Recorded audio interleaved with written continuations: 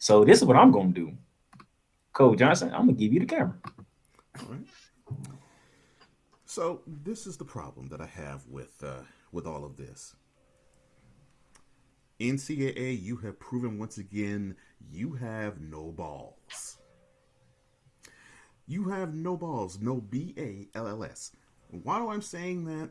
Because you all had to come up with this mamby pamby rule saying, okay, well, to qualify to be until this year's over, the top four teams in the college football playoff, you got to be a conference champion. You got to have a strength of schedule that's strong. And now you introduce if there is a player or a coach that could affect the postseason performance of the team, we weigh that in consideration. So the CFP commission, the CFP committee chairman said that this was the overarching reason as to why Florida State was not going to advance. Here's the funny thing: that chairman happens to be affiliated with Florida State, and And 5 other people too.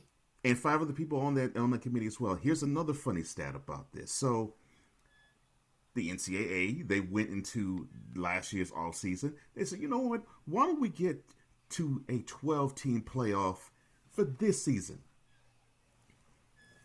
Guess what? The conference who decided to who now is griping about the process said The, about that. the ACC was against it. Nope. Them idiots said no, and they were the deciding vote. And they were the deciding vote to boot. So, in some respects, the ACC got exactly what they deserve. Now, the conference got what it deserved. Now, the team did not. The conference did. So basically, you saying the ACC beat themselves in the ass without knowing it. Yes, they did. Oh yeah, Gotcha. they cut off their nose to spite their face, and that's what makes this actually that's the beautiful part about this whole debacle. That now let's get to the ugly part. You know that fourth rule that the committee judges by. You see, that rule was supposed to be instituted for Michigan. Oh, I ain't forget. That rule was supposed to be instituted for Michigan because the NCAA did not have again the word comes in balls. They didn't have the balls to actually suspend hardball for the rest of the season. They just suspended for the last three games because they figured that No, that when they wasn't even got them. to That was the Big Ten. oh I know it was a Big Ten, but the NCAA didn't even decide to suspend them at all. But if the Big Ten actually were to do that, but the Big Ten figured, well, you know, when by the time you get to Ohio State, even though it's going to be at home, you have your assistant head coach leading the team. They should get the L, and unfortunately, 30-24, they did not. So now the NCAA feels like fools because they did not discipline Michigan the way they wanted to, but they did not have the balls to. And And guess what? The committee can't do nothing about it. and they have this rule that was instituted for one program, they instituted it for another one. Now, that is what the commissioner, that's what the committee chairman said, that basically that because of Jordan Travis's injury, they will not be admitted into the college football playoff. Well, then let me put this before I continue. Let me put this out there right now. Whoever gets the Heisman Trophy for this year doesn't deserve it because if the absence of one player is that important to where you actually have a Power Five conference champion who went undefeated not be playing for a national championship, and the reason is that was what you give. Jordan Travis is 2023's Heisman Trophy winner. Period. But y'all, again, this is NCAA. Y'all don't have the balls to do that either. So let me continue. This is what would make it a whole lot easier for you all, you dunces in the committee.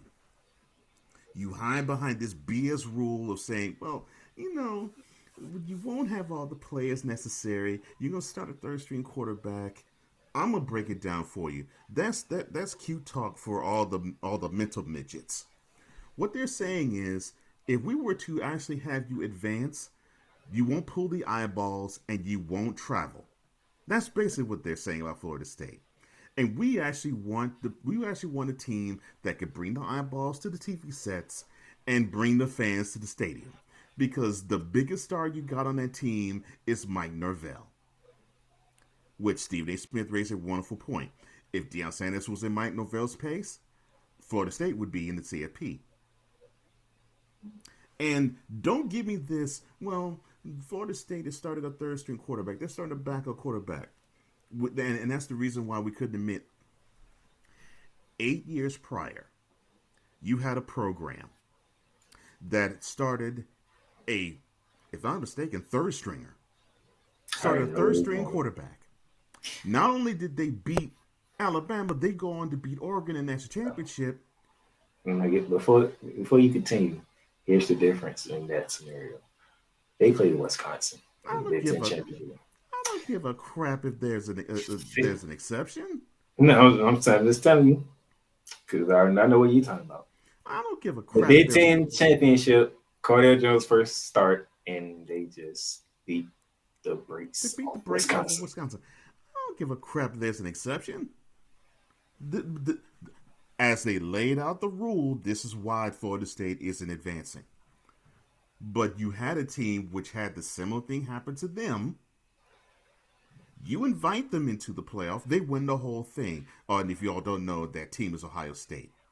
And yes, you could say, well, also, another exception, you had Ezekiel Elliott run for 200 yards in both the national semifinal and the championship games. You won 200 in all 3 games. And the Big Ten championship. I don't give a crap. It looked pretty. Again, I do not give a crap. Yeah, I know.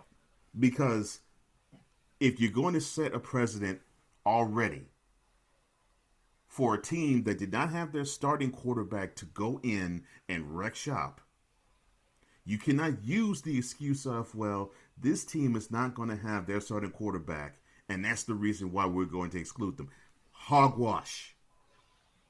You see, because this is the reason that you should have said CFP Committee. And I'm going to give it to you straight with no chaser. You should have explained to them this way. Michigan, they beat a team in Ohio State, was ranked number 2 when they played. They're now ranked number 7. Let me see. Washington, they beat Oregon.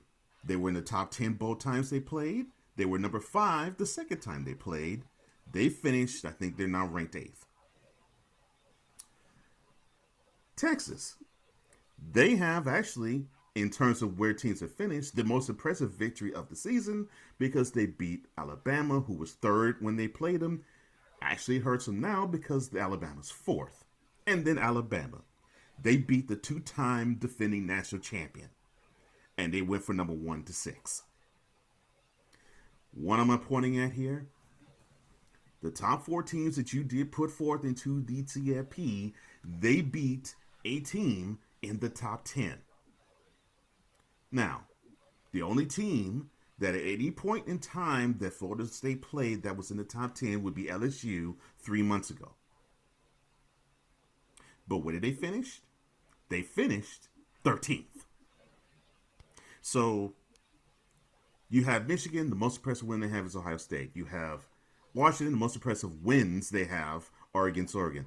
Texas, the most impressive win they have is against Alabama. And Alabama, the most impressive win they have is against Georgia. The most impressive win, even now, that Florida State has is against LSU. And LSU finished ranked lower than all the teams I just mentioned. Oh, no, by the way, Michigan also beat Penn State, who finished the year number 10. And I think when they played them, they were ranked number 9. So that is what you should have said. The strength of schedule and the signature defining resume win, that's something the 4 teams that we put forth had. And unfortunately, and it's through no fault of Florida State, but it's the fault of the teams that they played, that is what you didn't have. And for Florida State, what messed them up, and I keep saying this, This is what really messed them up. The big time win that would have propelled them to go on to play for the CFP, in the CFP, would be when they were in Death Valley, when they played Clemson. And if they were to have that victory, which they did get, 31-24, if Clemson were to have straightened up, flew right, and actually had the season that they've normally had the previous 10, then we would say, okay, well, Florida State, they have a signature win. It came against Clemson in Clemson. But you can't say that. So I get Florida State fan. They get down on my throat. They said, well, wait a minute. They beat Duke. They were ranked. They beat Clemson. They were ranked. They beat LSU. They were ranked. They beat Louisville. They were ranked. Okay, fine. Already talked about LSU. Louisville. Beat them when they were ranked 14th. They're now 15th. Clemson. They weren't even ranked when you played them. They are now ranked 22nd. And in Duke, they're ranked 16th. They finished not even on the ranking chart. Point being, the conference that did not want to have a 12-game playoff, the conference that thought that they were swinging with the big boys like the SEC, the Big 12, they learned quick, fast, in a hurry that they are the stepchildren of the college football Power 5 landscape because they made it that way. And how is it bad for college football? You have a conference who really thinks that they're bigger than they are, and unfortunately they had to pay the price because they led one of their conference teams to slaughter. Because they got to understand that, yes, this is the meritocracy. You all do not earn enough money. You all do not bring enough eyeballs, and you all do not have that talent. And it is unfortunate that Florida State had to learn the lesson, yet they are a Power 5 conference champion that went undefeated. That is what you should have explained, and I'm not saying that's right, and I'm not saying that's fair. I'm saying that should be how you all have done things, but not bring into it, well, you're missing a starting quarterback. And because of that, we want to not have the 65-7 butt whooping that TCU took at the hands of Georgia in last year's national championship game. After they put their foot up Michigan's spine. Yes, after they scored 50 on Michigan.